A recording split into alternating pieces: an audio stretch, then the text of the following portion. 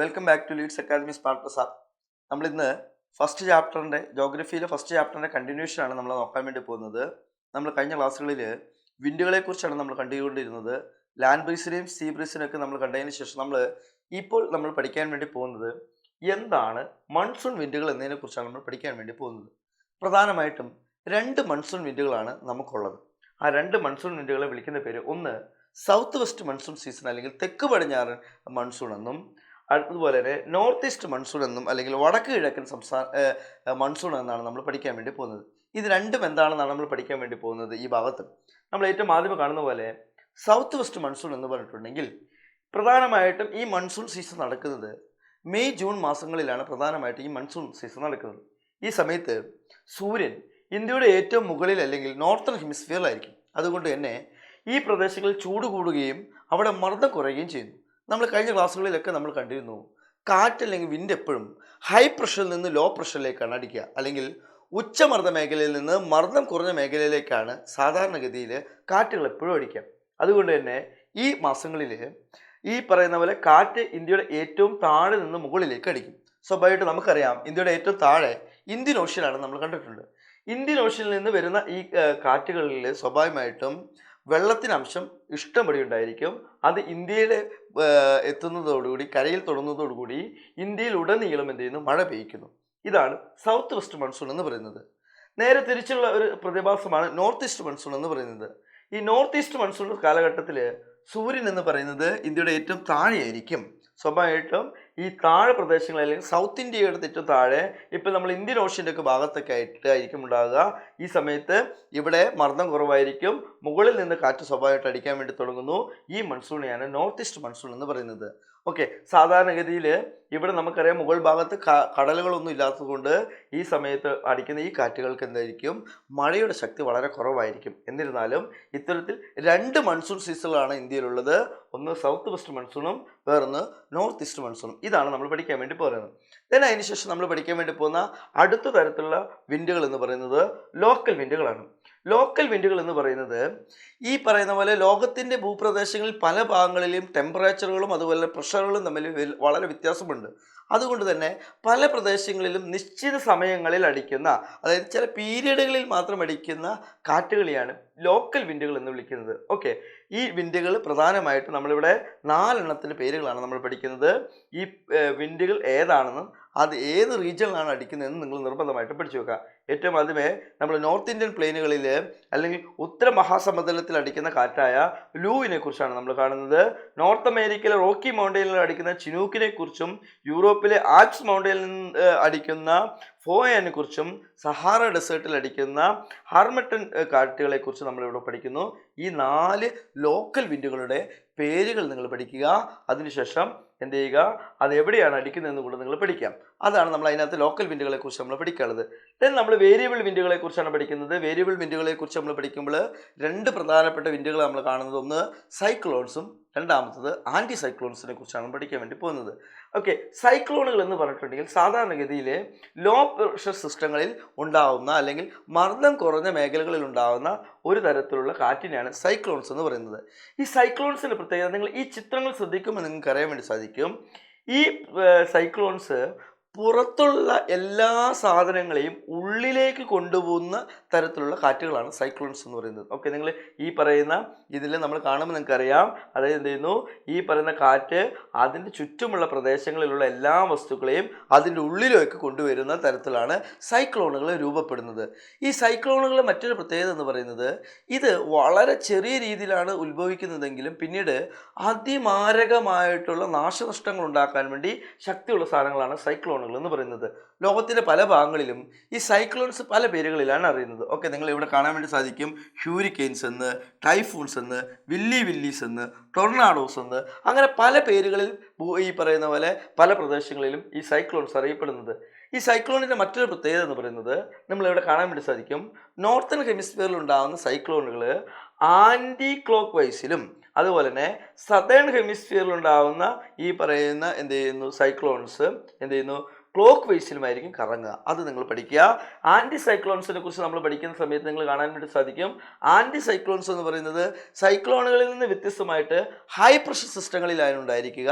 മാത്രമല്ല മറ്റൊരു പ്രത്യേകത എന്ന് പറയുന്നത് ഈ സൈക്ലോൺസ് ഉള്ളിലേക്കാണ് അതിൻ്റെ സറൗണ്ടിങ്സിനെ കൊണ്ടുവരുന്നെങ്കിൽ ആൻറ്റി സൈക്ലോൺസ് പുറത്തേക്കായിരിക്കും എന്ത് ചെയ്യുക, അടിക്കുന്നത്. പക്ഷേ സൈക്ലോൺസിനെ പോലെ അത്ര വിനാശകരമായിരിക്കില്ല ആൻറ്റി സൈക്ലോൺസ് എന്ന് പറയുന്നത്. ഇതിലും നമ്മൾ നേരത്തെ പറഞ്ഞ പോലെ നേരെ തിരിവുണ്ട്.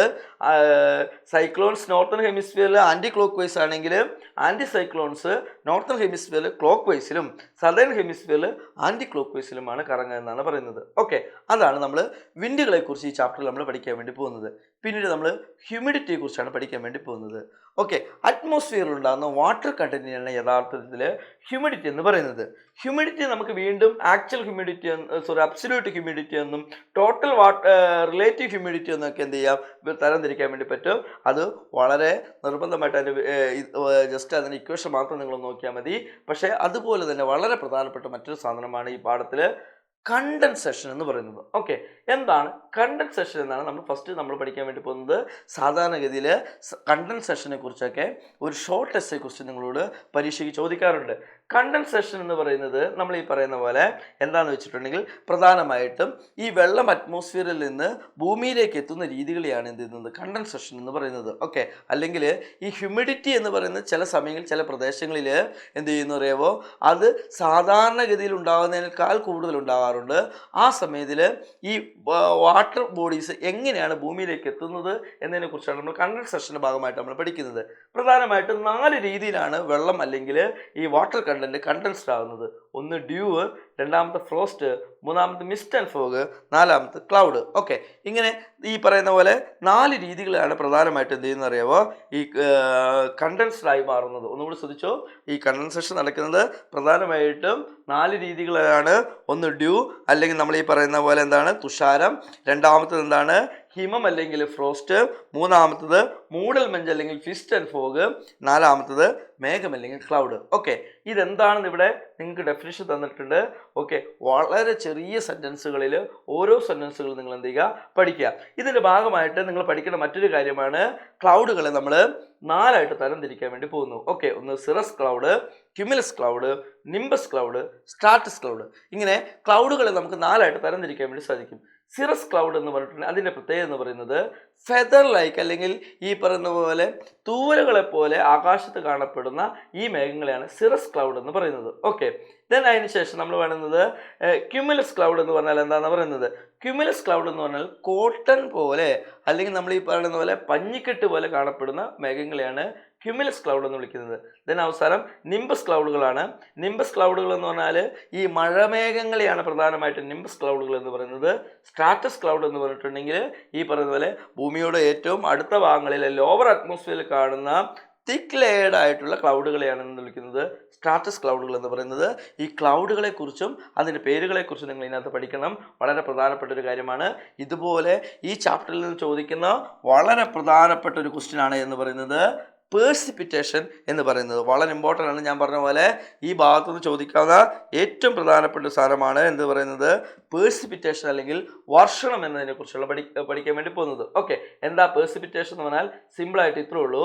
അതായത് ഈ പറയുന്ന പോലെ ഗ്രാവിറ്റീനെ റെസിസ്റ്റ് ചെയ്യാൻ വേണ്ടി പറ്റുന്നതിനേക്കാളും വാട്ടർ ബോഡീസ് അല്ലെങ്കിൽ ഈ പറയുന്ന പോലെ എന്ത് ചെയ്യുന്നു വാട്ടർ ഡ്രോപ്ലെറ്റ്സ് അല്ലെങ്കിൽ ഈ മഴത്തുള്ളികൾ വലുപ്പം വെച്ച് കഴിഞ്ഞാൽ അത് ഭൂമിയിലേക്ക് വരുന്ന രീതികളെയാണ് പേഴ്സിപ്പിറ്റേഷൻ എന്ന് പറയുന്നത്. പ്രധാനമായിട്ടും 3 രീതികളാണ് നമ്മൾ കാണുന്നത്.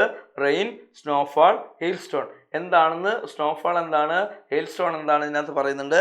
അതുകൂടി ജസ്റ്റ് ഇതിനകത്ത് നോക്കുക. ഓക്കെ, ദെൻ നമ്മൾ ഈ പാഠത്തിൻ്റെ ലാസ്റ്റ് ഭാഗത്തേക്ക് നമ്മൾ പോകുമ്പോൾ ടൈപ്സ് ഓഫ് റെയിൻഫാളിനെ കുറിച്ചാണ് നമ്മൾ പഠിക്കാൻ വേണ്ടി പോകുന്നത്.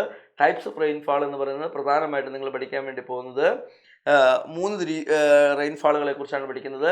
ഫസ്റ്റ് നിങ്ങൾ പഠിക്കാൻ വേണ്ടി പോകുന്നത് എന്താണ് ഓറോഗ്രാഫിക് റെയിൻഫാൾ എന്നാണ് നമ്മൾ പഠിക്കാൻ വേണ്ടി പോകുന്നത്. അല്ലെങ്കിൽ എന്താണ് പർവ്വതമഴ എന്നാണ് നമ്മൾ പഠിക്കാൻ വേണ്ടി പോകുന്നത്. ഓക്കെ, നിങ്ങൾ ഇതിനകത്ത് കാണാൻ വേണ്ടി സാധിക്കും.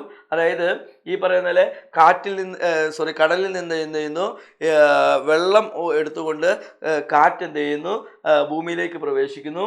അങ്ങനെ ഭൂമിയിലേക്ക് പ്രവേശിക്കുന്ന ഈ പറയുന്ന കാറ്റുകൾ എന്ത് ചെയ്യുന്ന അറിയുമോ പർവ്വതത്തിൻ്റെ സ്ലോപ്പുകളിലേക്ക് എത്തുമ്പോൾ കണ്ടൻസ്ഡ് ആവുകയും പർവ്വതത്തിന് ഈ സൈഡിലേക്ക് എന്ത് ചെയ്യുന്നു, മഴ പെയ്യുകയും ചെയ്യുന്നു. ഇങ്ങനെ പെയ്യ്ക്കുന്ന മഴയാണ് എന്ത് വിളിക്കുന്നത്, ഓറോഗ്രഫിക് റെയിൻഫാൾ അല്ലെങ്കിൽ എന്ത് വിളിക്കുന്നത്, പർവ്വത മഴ എന്ന് വിളിക്കുന്നത്. ഇതിന് വേറൊരു പേര് കൂടെ വിളിക്കുന്നുണ്ട്. അതിനെ വിളിക്കുന്ന പേര് റിലീഫ് റെയിൻഫാൾ എന്നാണ് വിളിക്കുന്നത്. ഓക്കെ, ഇങ്ങനെ ഇവിടെ മഴ പെയ്യുമ്പോൾ ഇതിന് ഇപ്പുറ ഭാഗത്തേക്ക് പോരുന്ന കാറ്റുകളിൽ സ്വാഭാവികമായിട്ട് എന്തുണ്ടാവില്ല, വാട്ടർ കണ്ടന്റ് ഉണ്ടാവില്ല.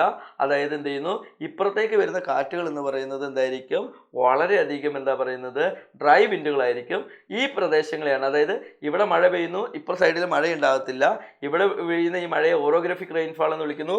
ഇപ്പുറം എത്തുന്ന പ്രദേശങ്ങളെ റെയിൻ ഷാഡോ റീജിയൻ അല്ലെങ്കിൽ മഴ നിഴൽ പ്രദേശങ്ങൾ എന്നാണ് പറയുന്നത്. കാരണം എന്താ, ഇവിടെ എന്താവില്ല, മഴ ഉണ്ടാവത്തില്ല. അതുകൊണ്ടാണ് ഇതിനെ റെയിൻ ഷാഡോ റീജിയൻസ് എന്ന് വിളിക്കുന്നത്.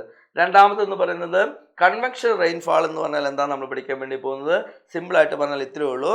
സമ്മർ സീസണുകളിൽ പെയ്യുന്ന മഴയെയാണ് എന്ത് വിളിക്കുന്നത്, കൺവെക്ഷൻ റെയിൻഫാൾ എന്ന് വിളിക്കുന്നത്. സാധാരണഗതിയിൽ ഈ റെയിൻഫാൾ നടക്കുന്നത് ഉച്ച കഴിഞ്ഞുകൊണ്ടാണ്. അതുകൊണ്ട് തന്നെ ഇതിനെ 4 o'clock റെയിൻഫാൾ എന്നും വിളിക്കാറുണ്ട്. ഓക്കെ, വളരെ ഇമ്പോർട്ടൻ്റ് ആണ്. ഇതെന്ത് ചെയ്യാറുണ്ട്, 4 മണി മഴ എന്ന് അല്ലെങ്കിൽ 4 o'clock റെയിൻ എന്ന് വിളിക്കാറുണ്ട്. ഓക്കെ, അടുത്ത റെയിൻ എന്ന് പറയുന്നത് സൈക്ലോണിക് റെയിൻഫാൾ ആണ്. സൈക്ലോണിക് റെയിൻഫാൾ എന്ന് പറയുന്നത് ഈ കോൾഡ് എയറും വാം എയറും മീറ്റ് ചെയ്യുന്ന ബൗണ്ടറിയിൽ ഈ വാം എയർ മുകളിലേക്ക് ഉയരുകയും അല്ലെങ്കിൽ ഈ ചൂട് കാറ്റ് എന്ത് ചെയ്യുന്നു, ഈ പറയുന്ന പോലെ അല്ലെങ്കിൽ ഉഷ്ണക്കാറ്റ് എന്ത് ചെയ്യുന്നു, മുകളിലേക്ക് ഉയരുകയും അത് കണ്ടൻസ്ഡ് ആവുകയും അവിടെ മഴ പെയ്യുകയും ചെയ്യുന്നു. അതിനെയാണ് എന്ത് വിളിക്കുന്നത്, സൈക്ലോണിക് റെയിൻഫാൾ അല്ലെങ്കിൽ എന്ത് വിളിക്കുന്നത്, ചക്രവാത വൃഷ്ടി എന്ന് വിളിക്കുന്നത്. ഓക്കെ, ഇത് രണ്ടും ഏറ്റുമുടുന്ന അല്ലെങ്കിൽ ഈ ബൗണ്ടറിനെ ഫ്രണ്ട് എന്നാണ് വിളിക്കുന്നത്. അതുകൊണ്ട് തന്നെ ഫ്രണ്ടൽ റെയിൻഫാൾ എന്നും അല്ലെങ്കിൽ വാതമുഖ മഴയെന്നും ഇതിനെ വിളിക്കാറുണ്ട്. ഇതാണ് നമ്മൾ ഇതിനകത്ത് പ്രധാനമായിട്ടും പഠിക്കാൻ വേണ്ടി പോകുന്നത്. ഈ ചാപ്റ്ററിൽ ഇത്രയുമാണ് നമ്മൾ പ്രധാനപ്പെട്ട ഭാഗങ്ങൾ എന്ന് പറയുന്നത്. സാധാരണഗതിയിൽ ഈ ഭാഗങ്ങളിൽ നിന്ന് ചോദിക്കാൻ വളരെ പ്രധാനപ്പെട്ട ക്വസ്റ്റ്യനുകളാണ് എന്നത് പറയുന്നത് പേഴ്സിപ്പിറ്റേഷനെ കുറിച്ചും അതുപോലെ തന്നെ കണ്ടൻസേഷനെ കുറിച്ചും അതുപോലെ തന്നെ റെയിൻഫാളുകളെ കുറിച്ചും. ഈ 3 എണ്ണം ഷോർട്ടസ്റ്റ് ആയിട്ട് നിങ്ങളോട് ചോദിക്കാൻ വളരെ സാധ്യതയുള്ളതാണ്.